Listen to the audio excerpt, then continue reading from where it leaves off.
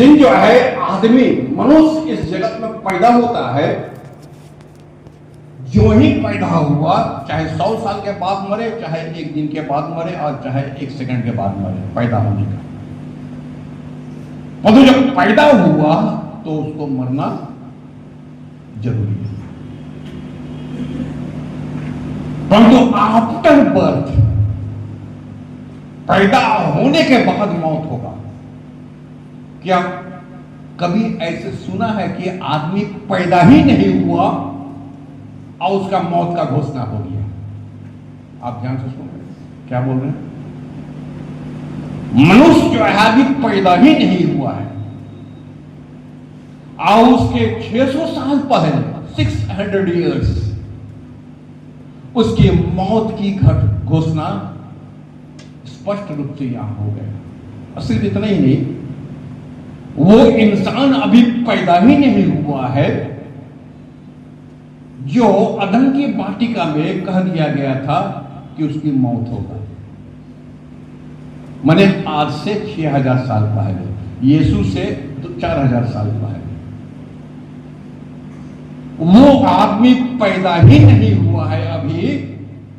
अभी ना सूरज बना है, ना चांद बना है, ना तारा बना है, ना आकाश बना है, ना पृथ्वी बना है, ना समुद्र बना है, ना कुछ बना है। परंतु जो है यीशु मसीह का मृत्यु घोषणा हो चुका है। बाइबल क्या बातचीत करता है? सृष्टि से पहले तू पद हो चुका है। किसने लोग पढ़ा ये वचन को?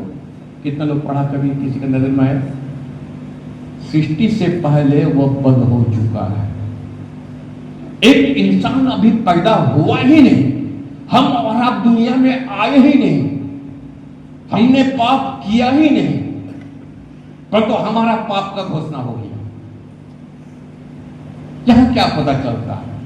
ईश्वर सर्वज्ञानी, सर्वव्यापी, सर्वशक्तिमान परमेश्वर है। तुम्हारा सोचने से पहले उसको मालूम है तुम क्या सोच रहा। तुम्हारा जाने से पहले वो जानता है तुम कहां जा रहा। तुम्हारा बोलने से पहले उसको पता तुम क्या बोल रहे हो। उनको सब मालूम है, उनको सब पता है। मनुष्य के नजर से आप छिप सकते हो, परंतु परमेश्वर के नजर से नहीं छिप सकते, क्योंकि वो सर्वज्ञानी परमेश्वर है। तुम्हारा और हमारा सृष्टि से पहले उसका मौत की घोषणा हो चुका, क्योंकि हम पाप करेंगे ये उनको मालूम था।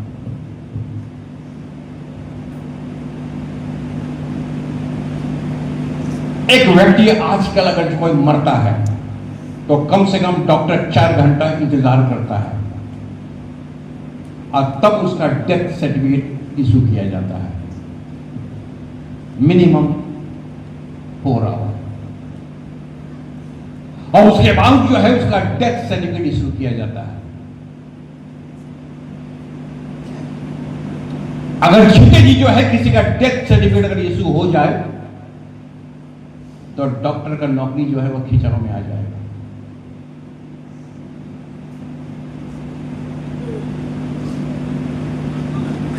अभी जो है यीशु का मारा जाना हुआ ही नहीं, अभी जो है यीशु मसीह पैदा ही नहीं हुआ है और उसका डेथ सर्टिफिकेट इशू हो गया। यशायाह नबी के पुस्तक उसका 53 अध्याय जो यीशु मसीह से 600 साल पहले लिखा गया है। यशायाह ना यीशु को जानता था, यशायाह ना यीशु से कोई परिचय था। यशायाह नबी के बाद कितना जब वंशज चला गया तब कहीं जाकर यीशु पैदा होता है शारीरिक रूप से। और जो है यहां पर डेथ सर्टिफिकेट इशू हो गया और यहां इस प्रकार लिखा हुआ है और उसकी मृत्यु हो गई। He is dead।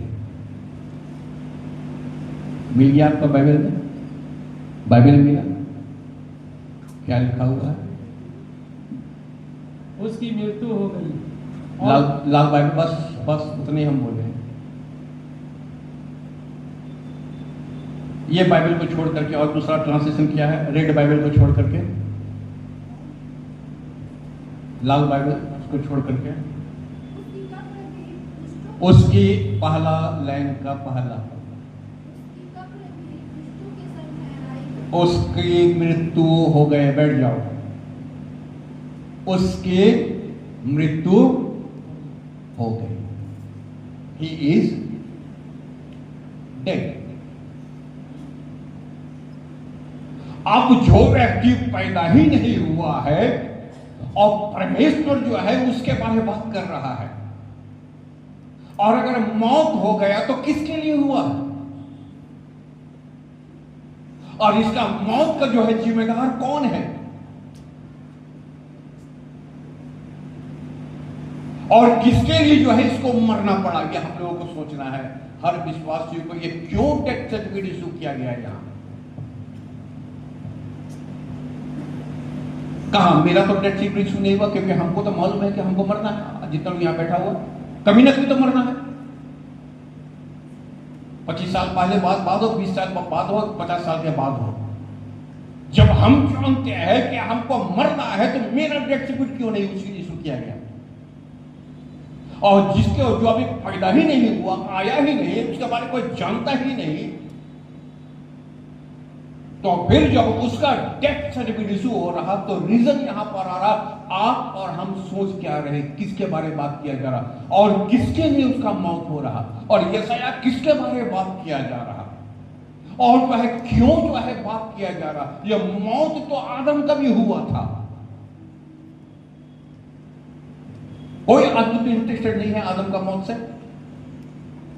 मौत तो जो है इब्राहिम का भी हुआ है, इसहाक का भी हुआ, याकूब का भी हुआ है, यशाया का भी हुआ, मूसा का भी हुआ। कोई तो इतना इंटरेस्टेड नहीं है कि है आप, कोई तो इंटरेस्टेड नहीं है।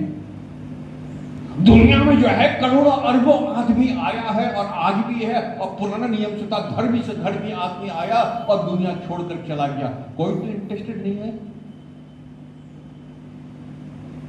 कोई व्यक्ति का जो है डेथ सर्टिफिकेट पहले इशू नहीं किया गया, इस व्यक्ति का क्यों किया गया?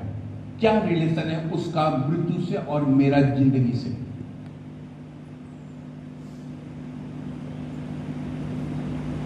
परमेश्वर का वचन कहता है अगर मसीह मारा नहीं जाता तो हमारा विश्वास करना, जोर से बोलो, व्यर्थ है। क्यों विश्वास, क्यों बैठा हुआ यहां पर, क्या चीज के लिए बैठे हुए हैं?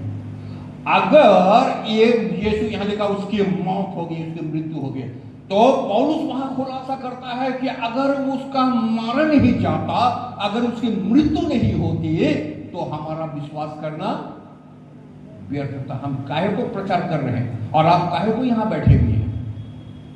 आप जो है क्यों यहां पर बैठे हुए हैं? क्यों आप क्रिश्चियन अपने आप को बोल रहे हैं? क्यों प्रभु का लोग अपने आप को बोल रहे हैं? क्यों यीशु के लोग बोल रहे हैं? क्यों अपने आप को सेपरेट बोलते हैं, अलग बोलते हैं? क्यों अपने आप को अन्य जाति नहीं बोलते? जाति का लोग हम हैं, प्रभु के चुने हुए लोग हैं। क्योंकि हम विश्वासी है। तो पौलुस बोलता है अगर उसका मौत नहीं होता तो हमारा विश्वास करना बेकार था। उसका मतलब जो है अगर आप विश्वासी है, हम विश्वासी है, तो इसका रिलेशन ये रिलेटेड है किससे? कि उसका मौत हुआ है। हम एग्री है, उसमें एग्री है, उसकी मौत हुआ है, इसलिए हम विश्वासी हैं। यहां लिखा हुआ है और उसकी मौत हो गई, मृत्यु हो गई। अब मृत्यु इसलिए हो गया है क्योंकि कुरिन्थियों की पुस्तक में लिखा है कि है मृत्यु तेरा डंक कहां? पढ़े हैं? कितने लोग पढ़ा? कितने लोग पढ़ा? तो जो आदम से लेकर आज तक और अभी से लेकर जब तक दुनिया रहेगा, मौत का डंक जो है आदमी को डस रहा है। कोई व्यक्ति बचेगा नहीं, एक व्यक्ति नहीं बचेगा। जो मिट्टी से पैदा हुआ है वो मिट्टी में ही जाके मिलेगा।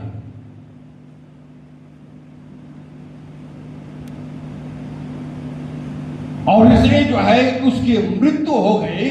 अगर मृत्यु नहीं होता तो बाइबल क्या बोलता है कि मौत जो है वो अपना डंक जो है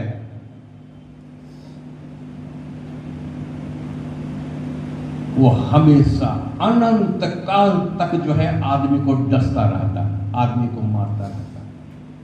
उसकी मौत हो गई है, इसलिए जो है मौत का डंक जो है तोड़ डाला गया। हे मृत्यु तेरा डंक कहां, क्योंकि तेरा डंक को तोड़ डाला गया। अब समझ रहे मृत्यु का मतलब मौत। यीशु की मौत क्या मतलब रखता है, अन्य जाति नहीं समझेगा, अन्य जाति को पता नहीं है सब चीजें, ठीक है ना। वो जो है उसकी आराधना करता है जो आज है और कल नहीं है, जो था और जो था अब नहीं है। परंतु यहां पर बोलते हैं यहां और उसकी मृत्यु हो गई, क्योंकि मृत्यु ये प्रमाण देता है तेरा मौत का खेल जो है वह खत्म हो चुका है। शैतान तेरा खेल खत्म हो चुका है। अब जो लोग यीशु की मौत पर विश्वास करेगा वही बचाया जाएगा। आगे बढ़ते हैं। और दुष्टों के साथ उसे गाड़ा गया। किसके साथ, किसके साथ? और दुष्टों के साथ उसे गाड़ा जाएगा। दुष्ट पहले भी था, दुष्ट यीशु मसीह के समय में भी था, दुष्ट आज भी है, दुष्ट आने वाला दिन में भी रहेगा, और दुष्ट जब कलीसिया उठा लिया जाएगा तब भी दुष्ट रहेगा। ये आपको पता है, मालूम है। बदमाश पहले भी था, नूह के जमाने में भी था, मूसा के जमाने में भी था, यीशु के जमाने में भी था, आज के जमाने में भी है। आपका मेरा चले जाने का बाद भी दुष्ट दुनिया में रहेगा। यीशु दोबारा आ जाएगा तो भी जो है मंडली चला जाएगा, विश्वासी चला जाएगा तो भी दुष्ट रहेगा। जब तक शैतान रहेगा तब तक दुष्ट रहेगा। आप वो मत सोच लेना कि हम प्रभु के लोग हैं तो दुष्ट मेरा पीछा नहीं कर रहा। यीशु जो है आगे भी नहीं, मौत के बारे हम बोल चुके, और यीशु को पता ही नहीं है, अर्थात मनुष्य के हिसाब से वो पैदा ही नहीं हुआ, अब दुष्ट पैदा हो गया।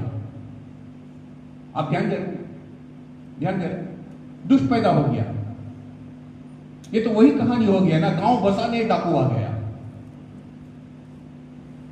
गांव बसा ही नहीं डाकू आ गया। आदमी पैदा ही नहीं हुआ अभी तक, वो गाड़ा ही नहीं गया, इंसान पैदा ही नहीं हुआ, आया ही नहीं, उसका मौत ही नहीं हुआ, दुष्ट आ गया, दुष्ट टपक गया। और बाइबल क्या बातचीत करता है, और दुष्ट लोगों के साथ उसे गढ़ा गया। दुष्ट लोगों के साथ।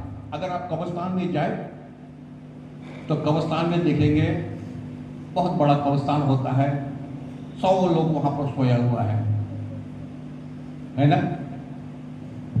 और सबके ऊपर में क्रूस लगा हुआ है। जितना आदमी सोया हुआ है सबके ऊपर में क्रूस लगा हुआ है। सब वही जानता क्या है, क्रिश्चियन सो रहा ना। थोड़ा मुंह स्लिप होके वहां निकल जाओ, अगर वहां थोड़ा आपका टंग जीभ अगर स्लिप हो जाए, ये आदमी ना बड़ा बदमाश था, खड़ा बोल के देखना तो खुदा ना खास तब तेरे कोई ना सुला दे।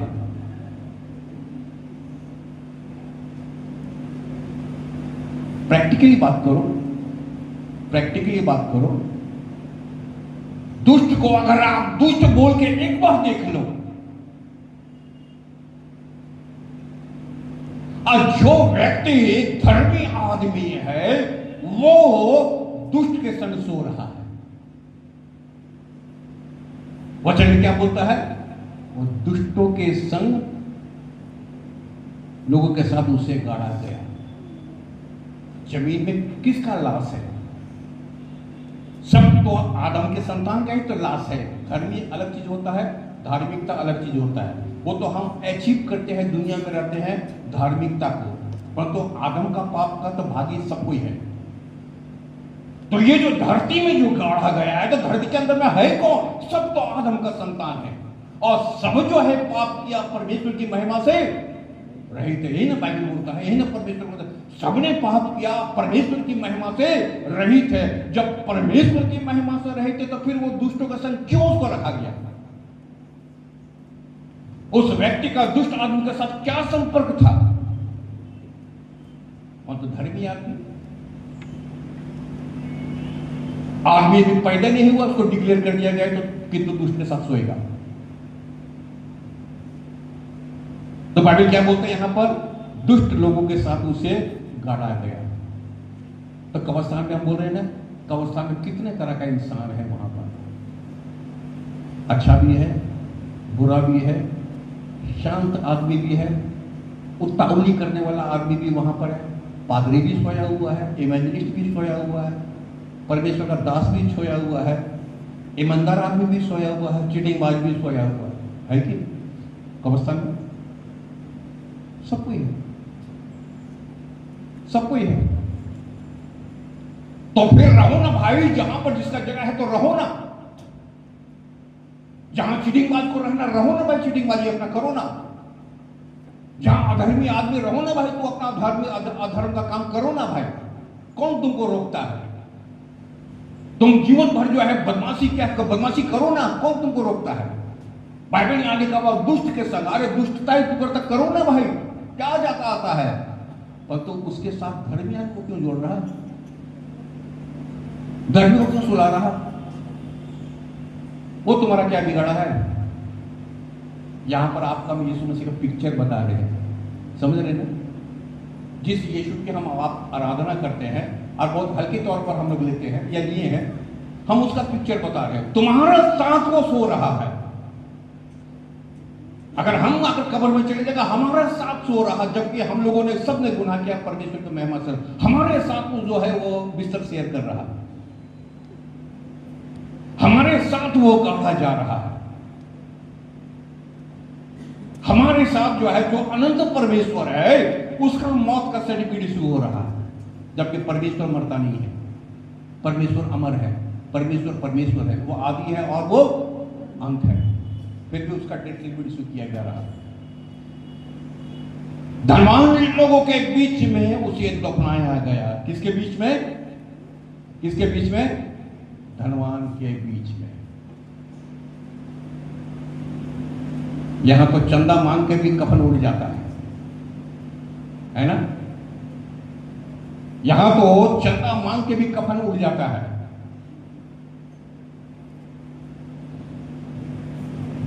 निकाल 200 रुपया, निकाल 500 रुपया, ठीक है ना?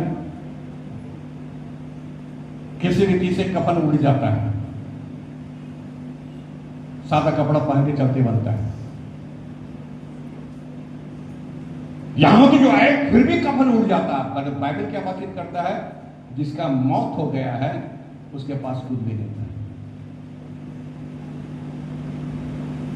वो भी जो है भाड़ा का कब्र। किसका था वो कब्र? किसका था? अरे किसका कब्र था? बाइबल तो पढ़ते हो। वो कब्र किसका था? बोला तो कान में नहीं गया। किसका कब्र था? निकोदेमुस का। निकोदेमुस कौन था? और रात को आया था यीशु मसीह के पास, चुपके चुपके छिपके छिपके आया था।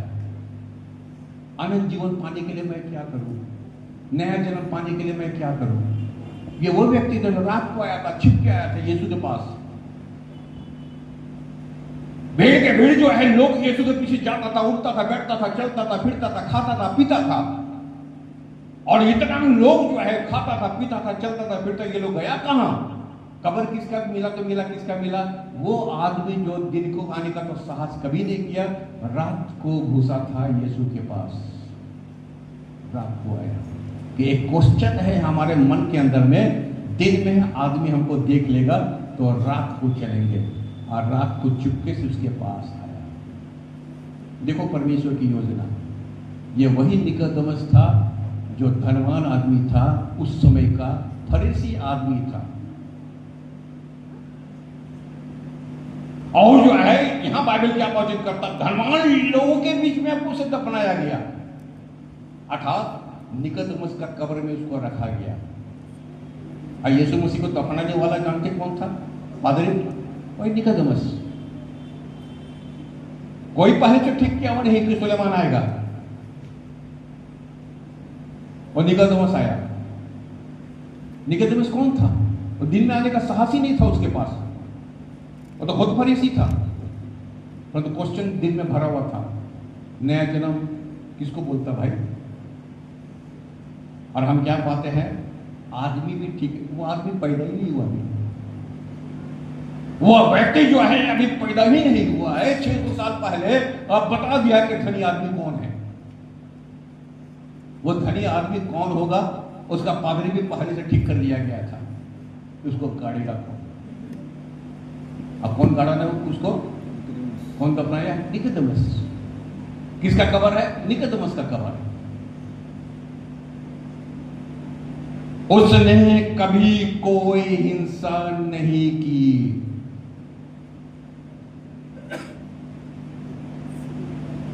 कैरेक्टर सर्टिफिकेट लिखा जा रहा है, मौत लिखा गया, दुष्ट जो है उसके आसपास घिरा हुआ था वो भी लिखा गया, उसका जो है कब्र जो है वो धनवान आदमी के बीच में रखा गया, ये भी लिखा गया। अब उस व्यक्ति का, अर्थात यीशु की हम बात कर रहे हैं, उस व्यक्ति का कैरेक्टर चरित्र भी लिखा गया। तेरे बोलने से, मेरे बोलने से क्या आता जाता है? परंतु जो है परमेश्वर का वचन बोलता है कि उसने कभी कोई हिंसा नहीं किया। हिंसा समझते हैं ना? हिंसा तो फिर जो है जब ये व्यक्ति किसी व्यक्ति के साथ कोई हिंसा नहीं किया तो आप मत्ती, मरकुस, लूका, यूहन्ना में जाके आप पढ़ के देख लो, उसको मारा गया, पीटा गया, थूका गया, बेइज्जत किया गया, दाढ़ी नोचा गया, कोड़ा मारा गया, लोग जो है जबान से भी जो है उसको जो है इंसल्ट किया, बेइज्जत किया। हिंसा हिंसा हिंसा हिंसा। मत्ती, मरकुस, लूका, यूहन्ना आप ध्यान दोगे तो देखेंगे कि हिंसा खत्म नहीं हुआ। इतना हिंसा लोगों के हृदय में भरा पड़ा था। ये जो है कोई नया बात नहीं। दुष्ट आदमी जैसे हम बोले पहले भी था, यीशु के जमाने में भी था, मूसा के भी जमाने में था, नूह के भी जमाने में था, आदम के भी जमाने में था। हिंसा जो है मनुष्य के अंदर में जो है, हिंसा जो है आज भी है, पहले भी था, आगे भी था, आने वाले दिन में भी रहेगा हिंसा। और हिंसा से वर्ड बना है हिंसक, ठीक है ना? बकरी हिंसक पशु नहीं है, गधा हिंसक पशु नहीं है, मेढ़ा हिंसक पशु नहीं है। तो कौन है भाई हिंसक पशु? कौन है? कौन है? शेर हिंसक पशु है, बाघ हिंसक पशु है, भालू हिंसक पशु है, उसके सामने उस्तादी मत मार। बकरी के सामने उस्तादी मार के तुम पार पा जाएगा, वो हिंसक नहीं है। मेढ़ा वो हिंसक नहीं है, भेड़ा वो हिंसक नहीं है, छागोल हिंसक नहीं है, मुर्गी हिंसक नहीं है।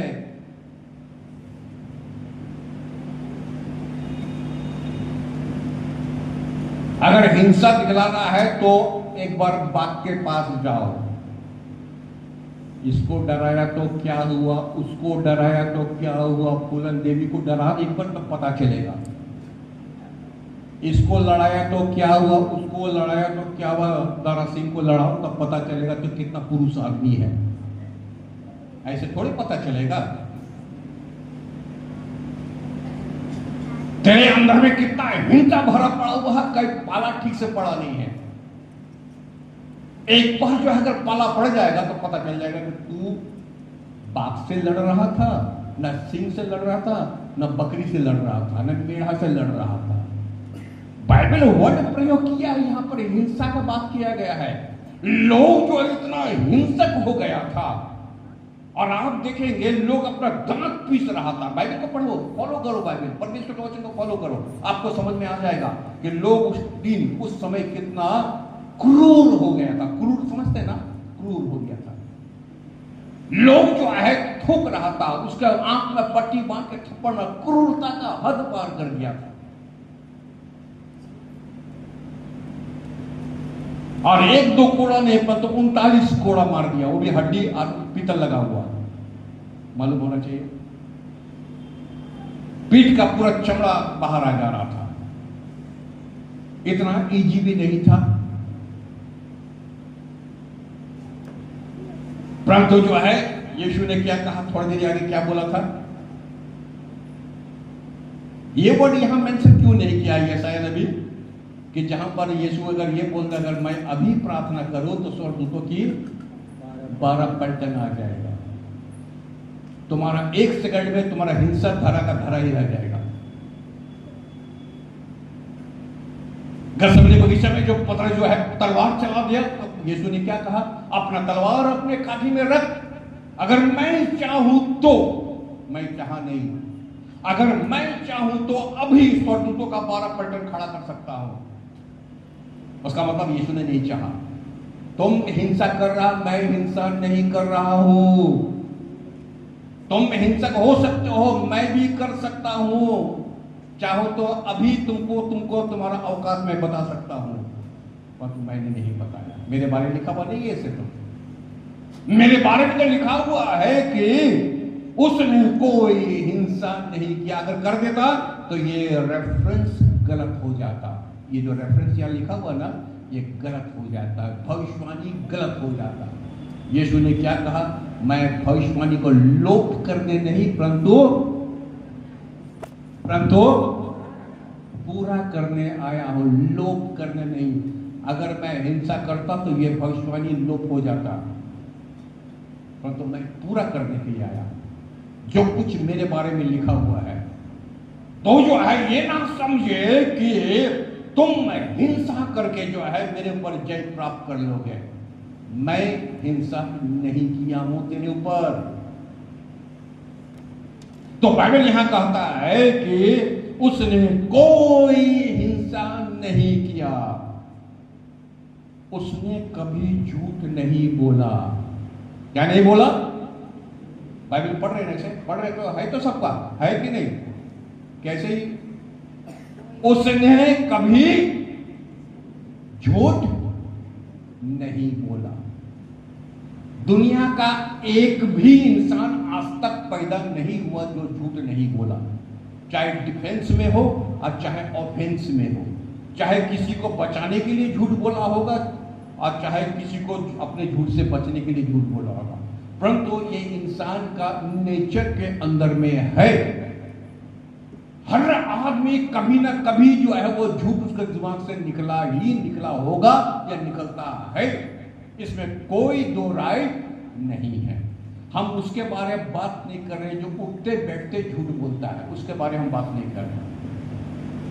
एक जन जो है 100 वर्ड में जो है वो 96 जो है 95 जो है 99 जो है वो झूठ बोलता है, एक सत्य बोलता है। हम उसके बारे में बात नहीं कर रहे।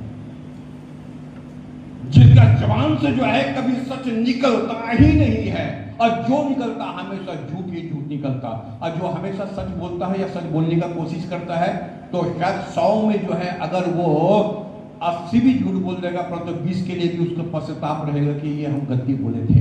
क्लियर हो रहे? क्लियर हो रहे? क्योंकि उसको समझ में है। परंतु बाइबल जो है परमेश्वर का वचन बोलता उसने कभी झूठ नहीं बोला। तो जो व्यक्ति कभी झूठ बोला ही नहीं तो फिर पैदा होने के पहले जो है उसका मृत्यु का प्रमाण पत्र क्यों जारी किया गया? ये गुड फ्राइडे आ रहा, थोड़ा इसके बारे में सोचो। अपना बाइबल में आपको जो है मार्क करके रखो, सब तेरे ही खातिर, सब मेरे ही खातिर। कोई हिंसा नहीं किया, कोई पाप नहीं किया, कोई झूठ नहीं बोला, एक भी झूठ नहीं पाया जाता। एक आदमी भी प्रमाण नहीं कर पाया। उस समय हजारों लोग था दुनिया में, एक आदमी प्रमाण नहीं कर पाया। और बाइबल जो है पुराना नियम में क्लियर कर दे रहा, एक आदमी जो कभी हिंसा ही नहीं किया परंतु हिंसा का शिकार हो गया। तो हिंसा करने वाला कौन था? इंसान था, मनुष्य था, जिसका प्रवृत्ति है, आदत है हिंसा करने का, झूठ बोलने का। और जिसका झूठ बोलने का आदत है, प्रवृत्ति है, वो हमेशा झूठ बोलेगा। उसका तो आदत में पड़ा हुआ, हिंसा उसका आदत में पड़ा हुआ, वो कहाँ बदलेगा? जब तक यीशु उसके जीवन में नहीं आएगा तब तक वो झूठ बोलता रहेगा।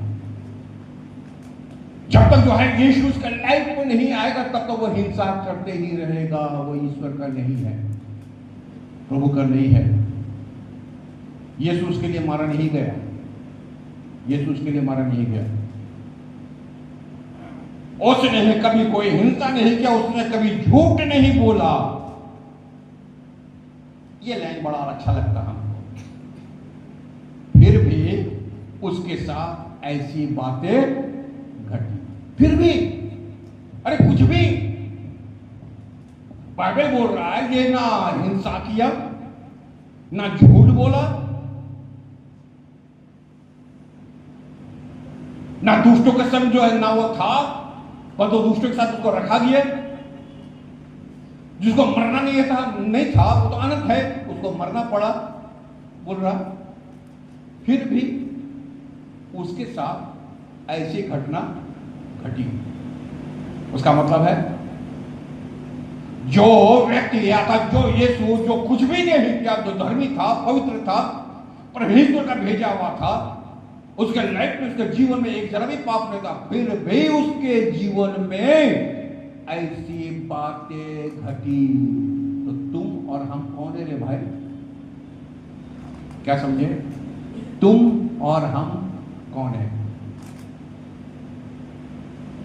तो क्या जो है परमेश्वर जो है हमको और आपको छोड़ेगा? कैसे लगता है?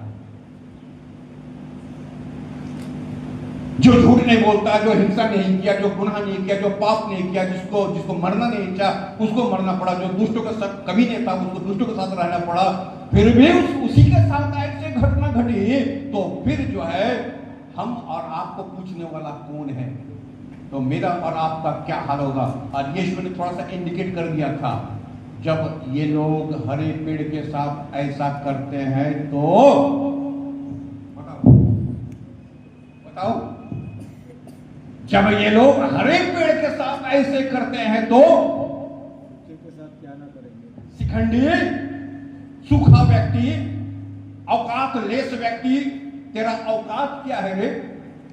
तो तेरे साथ आदमी निचोड़ के तुमको रख देगा। क्या समझे? समझ रहे हैं?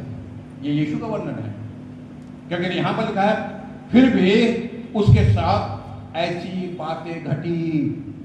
तो यीशु ने यही बात को लास्ट में कह दिया, जो लोग हरे पेड़ के साथ ऐसे करते हैं तो सूखे के साथ क्या कुछ ना करेंगे। तैयार रहो, मेरे साथ तेरे साथ कोई परवाह नहीं। बोलता है बोलने दो, ठीक है ना? चिढ़ता है चिढ़ने दो, हिंसा करता है करने दो। जब हरे पेड़ के साथ अगर इंसान ऐसे का कर सकता है तो सूखे के साथ, सूखा माने हमारा कोई दौड़ नहीं, कोई औकात नहीं, क्या कुछ ना करेंगे।